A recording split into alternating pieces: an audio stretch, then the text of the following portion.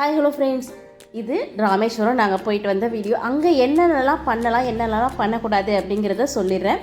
ரொம்ப ரொம்ப ஈஸி தான். இப்போ நாங்கள் நைட் போனோம், அங்கே பக்கத்தில் ஒரு சின்னதாக ரூமும் போட்டுக்கிட்டோம்.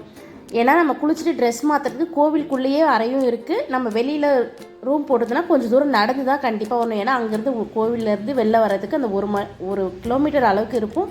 ஆனால் அது பெருசாக வண்டியெல்லாம் உள்ளே அலோடே கிடையாது, நடந்து தான் வரணும் ஈர துணியோடு. நாங்கள் ரூம் போட்டிருந்தோம் பக்கத்துலேயே, அதனால் அங்கே ரூமுக்கு வந்தாச்சு. இந்த அக்னி தீர்த்தத்தில் குளிச்சுட்டு நேராக கோவிலுக்குள்ளே போயாச்சு. கோவிலுக்குள்ள அந்த 21 தீர்த்தமும் நம்ம குளிச்சுட்டு அதுக்கு பக்கத்துலேயே உடை மாத்திர அறையுமே இருக்குது. நிறைய பேருக்கு தெரியாமல் கன்ஃபியூஸ் ஆகும். நாங்களுமே அப்படி தான் ஆனோம். ஆனால் அங்கே நாங்கள் போகல, ரூம் இருந்தாலும் நாங்கள் ரூமுக்கு வந்தாச்சு. நீங்கள் 21 தீர்த்த கிணறுக்கு போகும்போது அங்கே நிறைய ஏஜென்ட்ஸ் இருப்பாங்க. ஒரு பர்சனுக்கு 250 கேட்குறாங்க. தயவு செஞ்சு அதெல்லாம் கொடுத்து போகவே வேண்டியதில்லை. அதில் போகும்போது என்னென்னா 4 லைன் மட்டும் நம்ம நடக்கிற மாதிரி இருக்கும். இந்த 250 கொடுக்கும்போது அந்த 4 லைன் நடக்காத மாதிரி இருக்கும். அவ்வளோதான் வித்தியாசமே தவிர மற்றபடி வேறு ஒரு வித்தியாசமும் இல்லை. தண்ணியெல்லாம் எல்லாருக்கும் ஈவனாக தான் தெளிக்கிறாங்க. அது வேஸ்ட்டாக நம்ம மணியை செலவு பண்ணாமலே நேராகவே போயிடலாம். இது 1000 கால் மண்டபம் சூப்பராக இருந்துச்சு. கோவிலானா வீடியோலாம் எடுக்க பெருசாக அலோட் கிடையாது. கோபுரத்தை மட்டும்தான் நாங்கள் மோஸ்ட்டாக வீடியோ எடுத்திருந்தோம். அப்படியே நம்ம வீடியோ எடுத்தாலும் ஃபோனை பிடுங்கி வச்சுப்பாங்களாம். நாங்கள் அதனால் பெருசாக வீடியோலாம் எடுக்கலை. சும்மா கொஞ்சம் அந்த கேப்பில் டைம் யாரும் இல்லாத டைமில் அந்த மாதிரி கொஞ்சம் வீடியோ எடுத்துகிட்டு வருது. இந்த இடத்துலலாம் வீடியோ எடுக்கிறது ஒன்றும் பிரச்சனை இல்லை. ஆனால் உள்ளே கண்டிப்பாக வீடியோ எடுக்கவே கூடாது. ரொம்ப ரொம்ப சூப்பராக இருந்தது. ஒரு முறை போய் பார்க்கணும் அப்படின்னா கண்டிப்பாக பார்க்கலாம். அவ்வளோ அருமையான கோவில். நிறைய நார்த் இந்தியன்ஸ் தான் அவ்வளோ பேர் இருந்தாங்க. எல்லாருமே சாமி பார்க்குறதுக்கு அவ்வளோ இதுவாக வந்திருந்தாங்க. நல்லா இருந்தது பார்க்குறதுக்கு. அடுத்தது நாங்கள் போனது தனுஷ்கோடி. உண்மையாகவே நம்ம வாழ்க்கையில் ஒரு முறை ஒரு இடம் போய் பார்க்கணும்னு நினச்சா கண்டிப்பாக தனுஷ்கோடி பாருங்கள். கடல் அவ்வளோ க்ளீனாக சுத்தமாக இருந்துச்சு. எனக்கு தெரிஞ்சு நான் சென்னையில் கடலூர் பீச் இதெல்லாமே பார்த்துருக்குறேங்க. சுத்தமாக எங்கேயுமே பீச் நான் பார்த்ததே இல்லை. இவ்வளோ கிறிஸ்டல் கிளியராக ஒரு பீச் பார்த்தோன்னா தனுஷ்கோடியில் இருக்கக்கூடிய பீச் தாங்க.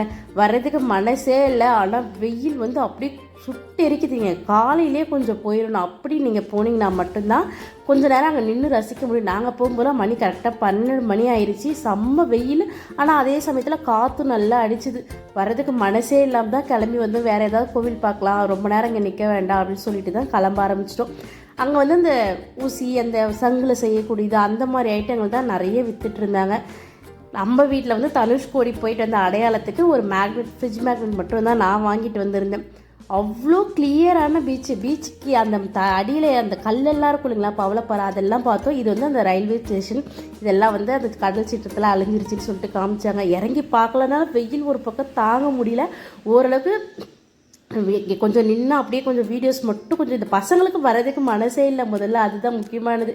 அப்படியே அந்த பீச்சை பார்த்துக்கிட்டே போனோம். அதே மாதிரி ஃப்ரெஷ்ஷாக கடல் உணவுகளை சமைச்சு கொடுக்குறதுக்கு அங்கே ஆளுங்க இருக்காங்க. நம்ம சொல்லிட்டு போனாலும் சமைச்சு கொடுக்குறாங்க. நாங்கள் நான்வெஜ் சாப்பிட வேண்டாம் அப்படிங்கிறதுனால அங்கே எதுவுமே சாப்பிடல. ஆனால் நிறைய பேர் அந்த முன்னாடியே சொல்லிட்டு போயிட்டோம்னா அதுக்கேற்ற மாதிரி சமைச்சு கொடுக்குறாங்க. நல்லாயிருக்கு அப்படின்னு சொன்னாங்க. நல்லா ஃப்ரூட்ஸ்லாம் வச்சுருந்தாங்க. அங்கே பிளாஸ்டிக் நாட்டாலோடு சொல்லியிருந்தாங்க.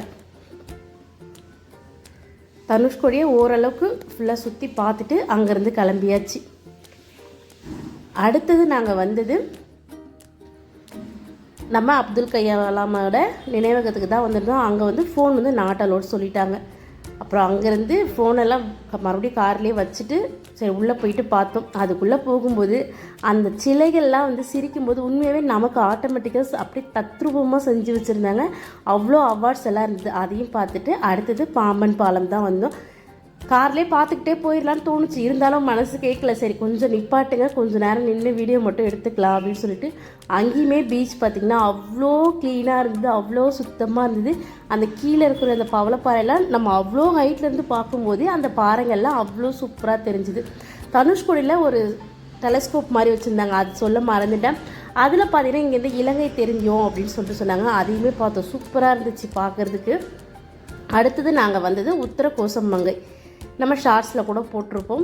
இதுதான் சிவன் தோன்றிய முதல் தலம் சொல்லியிருந்தாங்க. இந்த கோவிலில் அந்த பெயிண்ட் அடிக்காமல் கீழே இருக்க பகுதியெல்லாம் உண்மையாகவே கருங்கல்லே கிடையவே கிடையாதுங்க. அது ஏதோ மணலும் வேறு ஏதோ மிக்ஸ் பண்ணி தான் அந்த கோவிலை கட்டியிருக்காங்க. அவ்வளோ சூப்பராக இருந்துச்சு. அது தொட்டு பார்த்தாலே நமக்கு செம்ம டிஃப்ரெண்ட்டாக இருக்கும். நம்ம கல்லில் செய்கிறதுக்கும் அந்த இது பார்க்கறதுக்குமே செம்ம வித்தியாசம். உள்ளெல்லாம் கல் தூண்கள் தான் நிறைய இருந்தது. அதேமாதிரி கோயில் குடமுழுக்கு வேலை நடந்துகிட்ருக்கு. எல்லா பக்கமும் ஸ்டீல் மெட்டல் போட்டு அறுத்துக்கிட்டு ஒரே சத்தமாக தான் இருந்துச்சு. ஏன்னா அடுத்த மாதம் நினைக்கிறேன், நான் கரெக்டாக அந்த டேட்டை கவனிக்கலை. அங்கே குடமுழுக்குக்காக எல்லா ஏற்பாடும் ரெடி பண்ணிக்கிட்டு இருந்தாங்க. ரொம்ப பெயிண்டிங் வேலை எல்லா பக்கமும் வேலை நடந்துக்கிட்டே இருந்தது. அங்கே நடராஜர் சிலை வந்து மரகத தலை இருப்பார். அவர் ஆடினா முதல் தாண்டவம் அங்கே தான் ஆடினாருன்னு சொல்லிட்டு அங்கே கல்வெட்டு இருந்தது. நாங்கள் வந்து கோவிலுக்கு போனதுமே எல்லா கோவிலையும் சாமி பார்த்துட்டு நாங்கள் ஒரு விஷயம் பண்ணோம். என்னென்னா கல்வெட்டுக்களை கண்டிப்பாக நான் படிச்சுட்டு தான் வருவோம். அங்கே அந்த தலை புராணம் எழுதி கல்வெட்டு கண்டிப்பாக எல்லா கோவில்லையுமே இருக்கும்.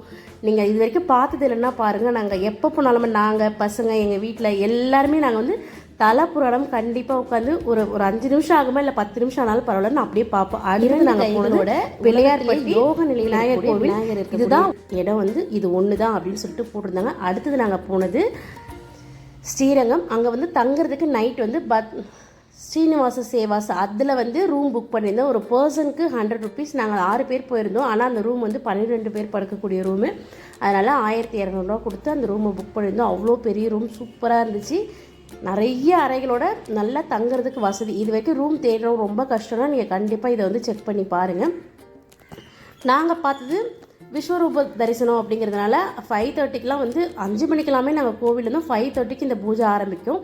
இதுக்கு வந்து ஆன்லைனில் தான் நீங்கள் டிக்கெட் புக் பண்ணணும். அப்படி வந்து உங்களுக்கு நேரடியாக பார்க்கணுன்னா 100 ருபீஸ் கொடுத்து அங்கேயுமே புக் பண்ணலாம். ஆனால் அந்த டிக்கெட் பார்த்திங்கன்னா உள்ளே விட மாட்டுறாங்க. இந்த 150 ரூபா 100 ரூபா கொடுத்து ஆன்லைனில் புக் பண்ணவங்க மட்டும் அந்த முன்னாடி விட்டுடுறாங்க. அதுக்கப்புறமா தான் அந்த தரிசனத்துக்கு திரும்ப மீதி இருக்க அதுவுமே ஒரு 100 பேர் தான் வந்து அலோடு சொல்லியிருந்தாங்க. டிக்கெட் காலி அப்படின்னு சொல்லிட்டாங்க.